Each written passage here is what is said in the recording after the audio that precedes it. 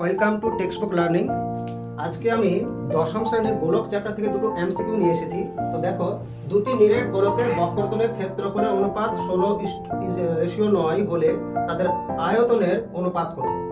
তা ক্ষেত্রফলকে আমি 2 মনে করব, আয়তনকে 3 মনে করব, আর ব্যাসার্ধকে 1 মনে করব।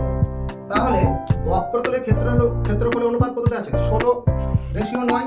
তার মানে 16টাকে আমাকে ভেঙে নিতে হবে 4 × 4:9, অর্থাৎ 9কে আমরা যদি ভাঙি তাহলে কত হবে? 3 × 3।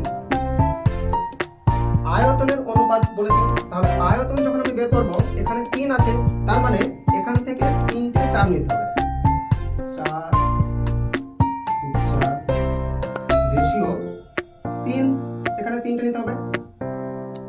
3 × 3 × 3, 4 4 16, 4 16 64, রেশিও 3 3 7 9, 3 9 27, অর্থাৎ 64 রেশিও 27, অর্থাৎ অপশন এ।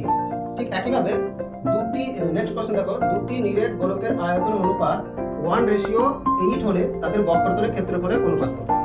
তাহলে ক্ষেত্রফলকে আমরা 2 ধরে নেব, আয়তনকে 3 ধরে নেব, আর ব্যাসার্ধ বা ব্যাসকে আমরা 1 ধরে নেব। এখানে দেওয়া আছে কি? আয়তন অনুপাত, অর্থাৎ 3 এর মান দেওয়া আছে, অর্থাৎ এখানে 1 আছে,